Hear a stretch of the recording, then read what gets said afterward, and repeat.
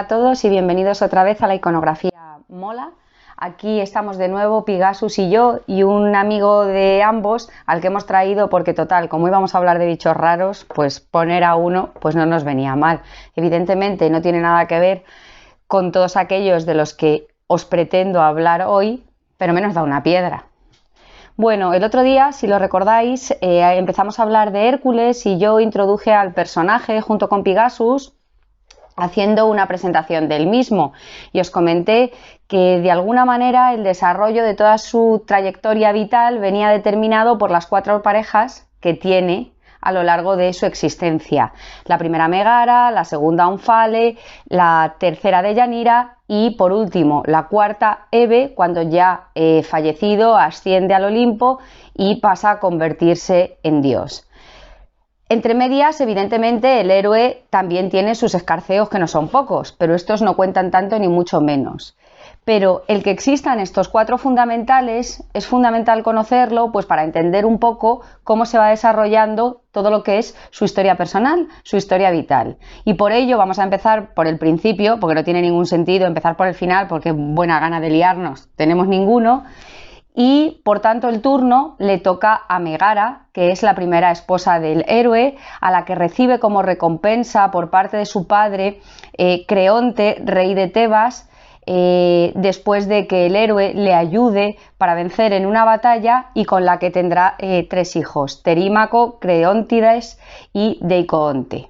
Bien, ¿por qué os cuento yo todas estas cosas que a fin de cuentas se conocen relativamente poco? Me refiero a la cuestión de los hijos, sobre todo, pues un poco para que sepáis de dónde sale la muchacha y que no se la encuentra por ahí, se la lleva para casa y se casa con ella. No, es una chica importante y es una chica a la que en un acceso de locura el héroe asesinará junto con sus 3 hijos y además ya que estaba por ahí de paso a 2 de sus sobrinos. En fin, que hace una masacre familiar, lo que determina el inicio de su, o la mayor parte de su trayectoria vital y por otra parte la más conocida de su época de madurez. ¿Por qué enloquece Hércules en ese momento de su vida cuando está felizmente casado y tiene a sus hijos? Por culpa de Hera. Todo lo que le pasa al héroe es prácticamente siempre responsabilidad de la diosa Hera o Juno, que ya os comenté en el capítulo anterior, que le odiaba a muerte, que se lo quería quitar de en medio y que no le tenía aprecio ninguno. De hecho, recordad cómo retrasa su parto para que reine en Micenas su primo el rey Euristeo, cómo le echa 2 serpientes a la cuna para intentar asesinarlo, etcétera, etcétera, etcétera. Vamos, una joya de señora, por lo menos en la relación con nuestro personaje de hoy. Cuando Hércules, enloquecido, asesina a su familia, lo hace porque es engañado.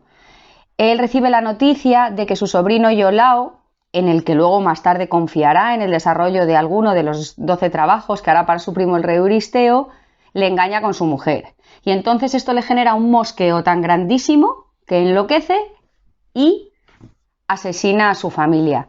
Cuando todo ocurre, vuelve a la realidad y descubre lo que ha pasado, intenta ponerle solución, porque entre otras cosas, dado lo que ha hecho, es más que probable que acabe condenado para la eternidad en el Tártaro. Y entonces su hermano, solo de madre, Ificles, le dice que vaya a consultarlo al oráculo de Delfos y aquí recibe la noticia de que lo que ha de hacer son 12 trabajos para su primo el rey Euristeo que le permitirán purificarse y solucionar esta situación para con su familia, que dicho así suena como muy light, pero no olvidéis que estamos en el mundo de la mitología y que el sarao y el fregao en el que se va a meter Hércules en el desarrollo de sus 12 trabajos es cuanto menos complicado.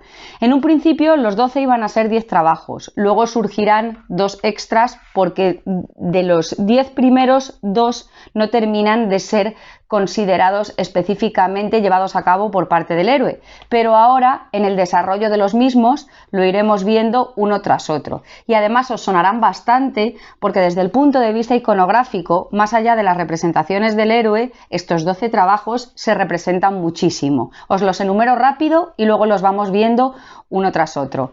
El león de Nemea, la hidra de Lerna, la cierva de Cerinea, el jabalí de Erimanto, los establos de Augias, las aves del lago o de la laguna Estinfalia o Estinfalo, el toro de Creta, las yeguas de Diomedes, el cinturón de Hipólita, el ganado de Gerión, las manzanas del jardín de las Hespérides y el cancerbero. Vamos, todo un conjunto de labores muy completas que le van a llevar al héroe a vivir todo tipo de aventuras y que por otra parte van a acarrear el desarrollo de diferentes historias mitológicas relacionadas con otros personajes del mundo de la religiosidad antigua clásica. Empezando por el principio, como a mí siempre me gusta, y no yéndome al final, vamos a empezar con el león de Nemea, que es seguramente uno de los 12 trabajos más conocidos llevados a cabo por parte del héroe, no solo porque es el primero de los mismos, sino porque de este enfrentamiento con este ser monstruoso, que era el león que habitaba en la región de Nemea, le da al héroe sus elementos simbólicos. Por una parte, la piel de la que se cubre el cuerpo, que es precisamente la de este león, ya veremos cómo la obtiene, y por otra la clava, que es la cachiporra de la que yo os hablé en el capítulo anterior, similar a la de la sota de bastos, que utiliza para enfrentarse a este personaje.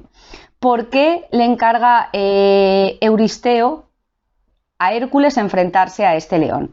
Porque era un león gigantesco que se comía a todo ser viviente que encontraba a su paso, porque era un ser monstruoso que asolaba la región y porque en principio era invencible, dado que tenía una piel tan dura que resistía cualquier arma humana. Entonces, ¿cómo se las va a apañar el héroe para vencerlo? Bueno, pues le va a dar un cachiporrazo y lo va a dejar atontado, para que todos nos entendamos, lo deja más para allá que para acá, y cuando lo tiene en el séptimo cielo, entonces con su fuerza lo estrangula, no utilizando así ningún arma y consiguiendo alcanzar el éxito. Lo despellejará y con esta piel se hará esa capa o esa túnica de la que siempre se va a hacer acompañar y que le protege porque tiene unas características específicas que no se pierden cuando fallece el león. ¿Apañado el león? Pues otro trabajo más que le encarga su primo Euristeo a Hércules. ¿Cuál? El de enfrentarse y derrotar a la hidra de Lerna, un bichejo cuanto menos peculiar y poco agraciado y agradable de carácter acuático que habitaba en la laguna de esta región y que pues asolaba, por decirlo de alguna manera, al lugar. Con un gran número de cabezas, variable en función de quién se encargue de contar el mito, que además tenían una cualidad, que era la de que si se cortaban, no solo se regeneraban, sino que se regeneraban por dos. Vamos, que si al bicho le cortabas una cabeza, le salían dos más. Una cosa estupenda. Y de entre todas las cabezas que tenían, que van de entre 3 y todas las que se os ocurran, pero más o menos hasta 10, una era inmortal y según algunas versiones estaba cubierta de oro. ¿Cómo se las va a apañar el héroe para enfrentarse a este ser monstruoso? Pues va a tener que buscar la colaboración de su sobrino Iolao. Ese con el que le engaña era diciéndole que le ha puesto los cuernos con su mujer y hace que el héroe se vuelva loco. Pues bueno, el mismo. Entonces, por una parte, Hércules va a ir como loco cortándole cabezas al bicho con una espada, y en el momento en el que las mismas se van a regenerar, antes de que salga ninguna, con una antorcha, Iolao lo que hacía es cauterizar la herida, de manera que así consiguen que a la hidra no le crezca ninguna cabeza y cuando llegan a la última, que es la inmortal, el héroe se la corta, es cauterizada la herida y dicha cabeza es metida debajo de una roca, con lo cual así finiquitan al animal o al ser monstruoso y otro trabajo menos que se quita de en medio nuestro héroe. Problema, que al rey Euristeo este trabajo no le va a terminar de convencer. ¿Por qué? Porque dice que Hércules no lo ha llevado a cabo en solitario y que, pues bueno, que no le termina de parecer, por tanto, adecuado para completar la serie de 10 trabajos. Y eso es lo que acabará provocando, junto con los establos de Augias, que Hércules acabe al final desarrollando sus dos últimos trabajos más, las manzanas y el cancerbero. Pero ya llegaremos a las mismas. Tercer enfrentamiento de nuestro héroe, la cierva de Cerinea, que campaba a sus anchas por la región y pertenecía al cortejo animal de la diosa Artemisia o Diana, no olvidéis que es la diosa de la caza, y que era no solo muy huidiza y se escabullía fácilmente, sino que a su vez a cualquiera que se le acercaba lo acababa poniendo en Burgos. ¿Por qué? Porque tenía una gran cornamenta de oro y unas pezuñas de bronce con las que se apañaba bastante bien para defenderse.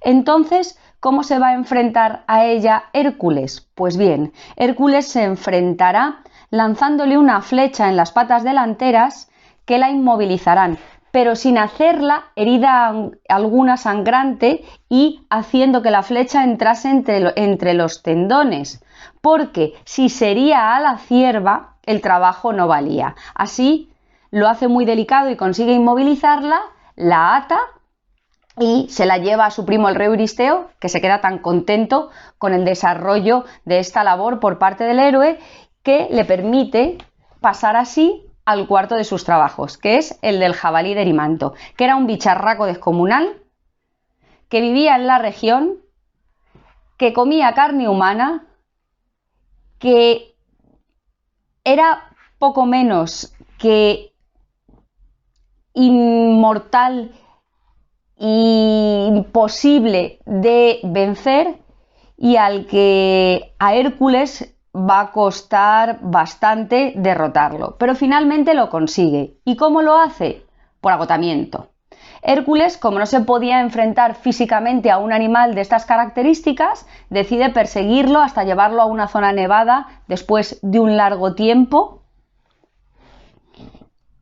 agotándolo. Y entonces, cuando este hecho se produce, lo encadena, lo reduce y se lo lleva entonces así a su primo el rey Euristeo. Y tenemos entonces ya solucionado el cuarto de los trabajos y pasamos al quinto, que es el de los establos de Augias, que le encarga atender su primo el rey Euristeo porque le parecía imposible que pudiese llevar a cabo el héroe esta labor.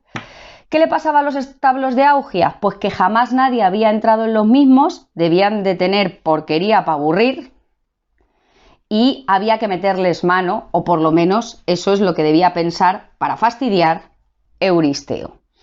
Nadie se había enfrentado jamás a este lugar y a las necesidades de su dueño y le llega el turno, como con todas las necesidades especiales, como podéis ver en el desarrollo de los trabajos, a Hércules. Y a Hércules, que otra cosa no, pero listo sí era, ¿qué se le ocurre para limpiarlos y no tener problemas dentro de este lugar?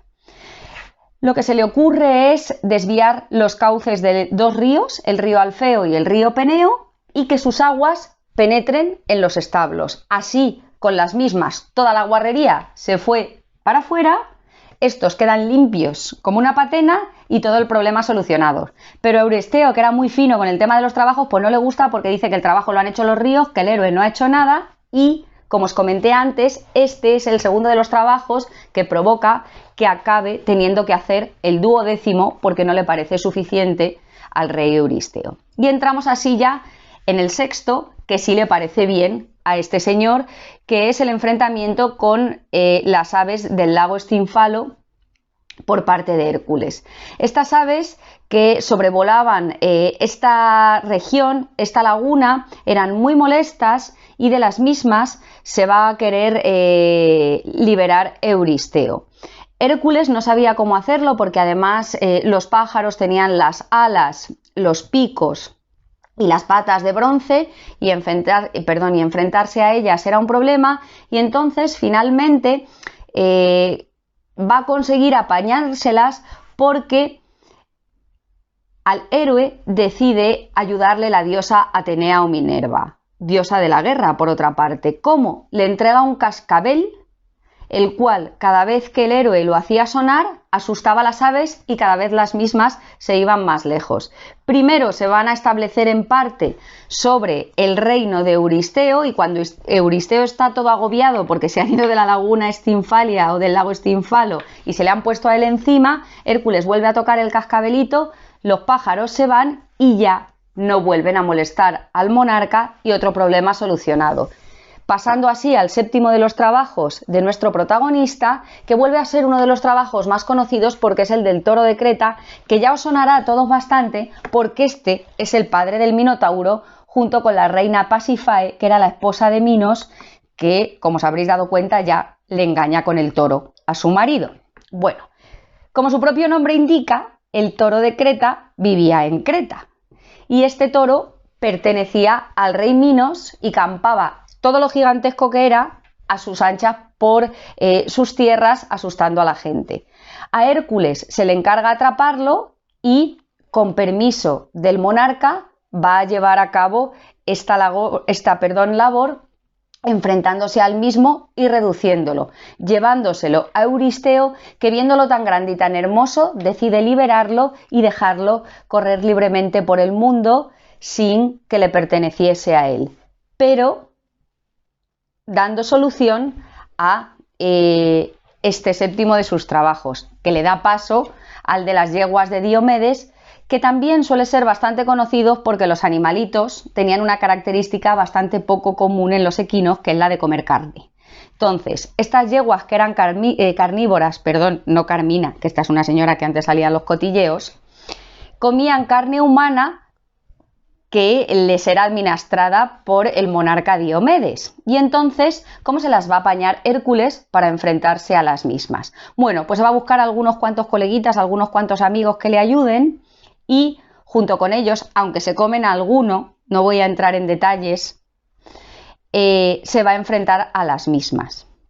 Cuando más o menos las tiene controladas, y después de que se produzca un enfrentamiento de carácter militar con las tropas del rey Diomedes, Hércules entrega el cuerpo todavía sin fallecer, pero ya muy dañado, del monarca a sus yeguas, que lo devoran y de repente, una vez se comen al dueño, es decir, una vez se comen a Diomedes, se quedan tan panchas y tan tranquilas y se vuelven mansas, con lo cual ha vuelto a solucionar y a salvar la situación nuestro héroe. Y así puede pasar al noveno de sus trabajos, que es el del cinturón de Hipólita, que es la hija de la reina de las Amazonas y que es un trabajo que tiene lugar porque a la hija de Euristeo, a la niña, se le antoja esta prenda de vestir. Y claro, no se le podía haber antojado otra cosa, no, se le tiene que antojar el cinturón de la hija de la amazona más importante.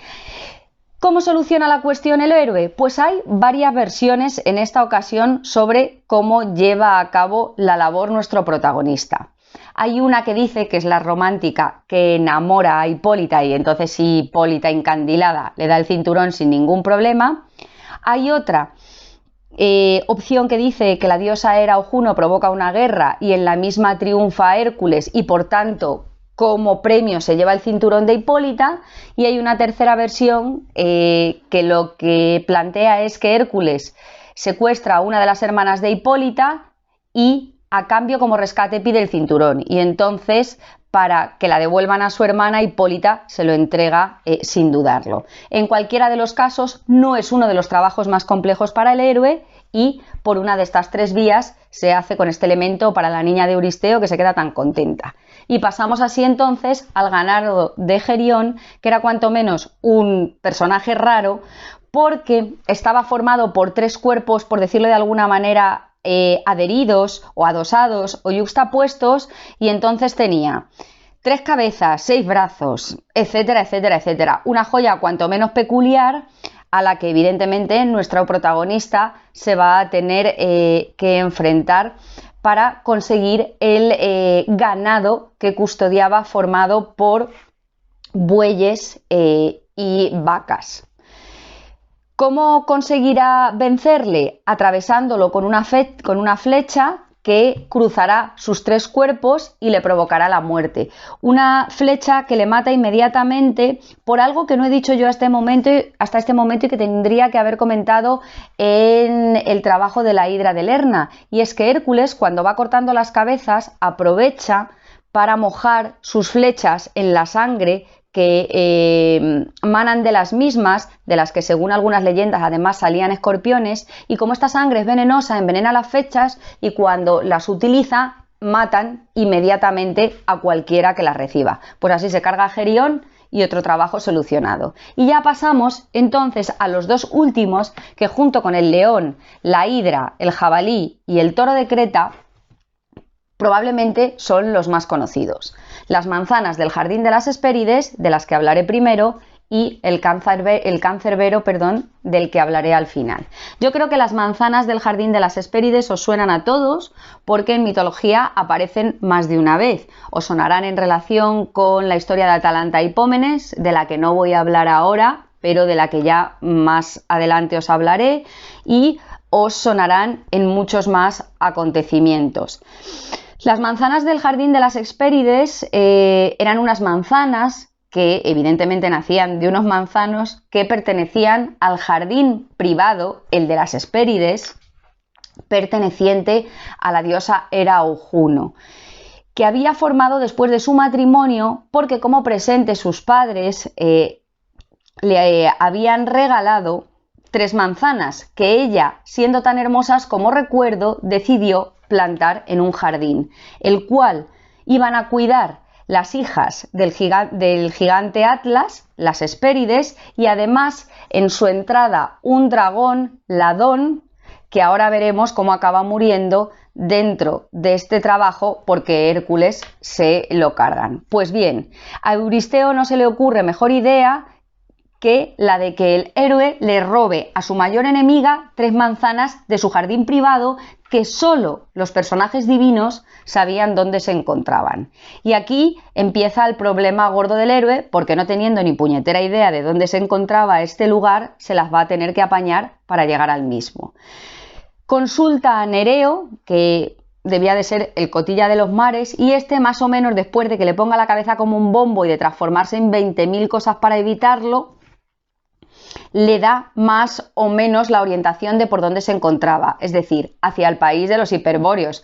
Pero vaya usted a saber quiénes son esos señores y dónde se encuentra ese país. Así que hacia allá que se encamina supuestamente el héroe, y por el camino ¿con quién se encuentra? ¡Oh, sorpresa! Con Prometeo, que me imagino a todos os suena bastante porque este es un señor al que también le gustaba meterse en líos con asiduidad. Prometeo, cuando es encontrado por Hércules, no es que estuviese por ahí de paseo, es que estaba encadenado en el Cáucaso, de manera que el país de los hiperbóreos tenía Cáucaso de por medio. Y Hércules, ya que pasaba por ahí, pues aprovecha y lo libera. Total, si se está enfrentando a los bichos más raros y a las situaciones más horribles, soltarle las cadenas a un señor, por mucho que lo hayan encadenado allí los dioses por tocarles las narices y robarle el fuego para los hombres, es moco de pavo.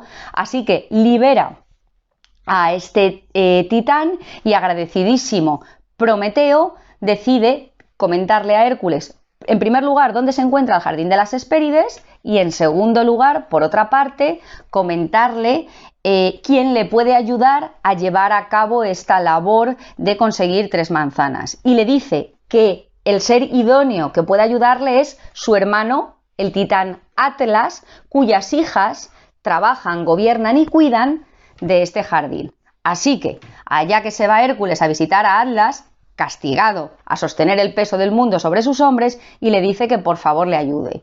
Y Atlas no lo ve muy claro hasta que Hércules le dice, bueno, yo te sujeto el mundo un rato, tú te vas, me traes las manzanas y luego te lo vuelvo a devolver. Y a Atlas eso de quitarse ese peso de encima durante un tiempo le pareció la repanocha y le ayuda, con la condición de que previamente, diciéndole dónde está el jardín, vaya, mate al dragón Ladón que lo custodia y luego vuelva a recoger el mundo para que él entre sin ningún problema en este lugar. A Atlas no le cuesta absolutamente nada conseguir las manzanas y cuando vuelve con las mismas, pues como que se arrepiente de recoger de nuevo el mundo sobre sus hombros. Y entonces Hércules ve que la cosa se está poniendo complicada, que Atlas es más chungo de lo que parecía y reflexiona y ve necesario hacerle el lío porque si no se va a quedar él ocupando su puesto. Y le dice al titán que bueno, que él se queda un rato más con el mundo sobre sus hombros, pero que por favor le lleve un almohadón para que no le haga daño en los mismos. Y el Panoli de Atlas le ayuda en el momento en el que le va a colocar el almohadón. Hércules le da el cambiazo, se lleva las manzanas y el 11º trabajo solucionado por nuestro protagonista. Y ya para acabar nos queda el de Cancerbero, que ya es la última de las ideas que se le ocurre a Euristeo y ya no va a ninguna más, quedándose tranquilo cuando Hércules concluye todas estas labores. Me imagino que el Cancerbero sí que os resulta casi todos familiar, más allá, ya lo comenté además con la introducción del héroe de por los porteros del fútbol, porque es el perro de 3 cabezas que custodiaba los infiernos, con cola de serpiente y un aspecto poco amigable. Hércules va a tener que bajar a los mismos y realmente va a ser segura uno de sus trabajos relativamente más sencillos, porque en la mayor parte de las versiones el enfrentamiento con este animal es mínimo, un animal que se encontraba allí para evitar que saliesen los muertos y entrasen los vivos, y siendo simple y llanamente amable con él, consigue encadenarlo, llevárselo a Euristeo y posteriormente que el animal sea devuelto a su lugar sin ningún problema, concluyendo así el héroe todas las hazañas y dando lugar a una mitología amplísima en relación con sí mismo y por tanto a una iconografía también no solo muy abundante, sino a su vez muy variada en relación con el héroe. Evidentemente, según el trabajo, aparecerá uno de estos seres monstruosos o algo relacionado con el hecho que se trata en cada una de las intervenciones del héroe, y todos son bastante fáciles de reconocer. Ya lo dije además en el capítulo anterior y con esto ya acabo, los trabajos se representan muchísimo porque muestran al héroe como modelo a seguir de obediencia, de buen hacer, de sometimiento al poder y por tanto a lo largo de la Edad Moderna en los lugares de gobierno, en los espacios de poder, este tipo de decoraciones relacionadas con su vida y en concreto con su etapa de los trabajos se llevan a cabo en numerosas ocasiones. Por tanto, que se conozcan y que todos tengamos una mínima idea de los mismos, pues es fundamental. Y ya aquí acabo, que creo que hoy me he enrollado muchísimo, no quería dejaros los trabajos a la mitad ni contároslos por partes, porque si no se hace muy pesada la historia del héroe. Y ya solo me queda daros las gracias a Pigasus, 3/4 de lo mismo, y a este bichejo que no tenemos muy claro lo que es, también. Hasta el próximo capítulo.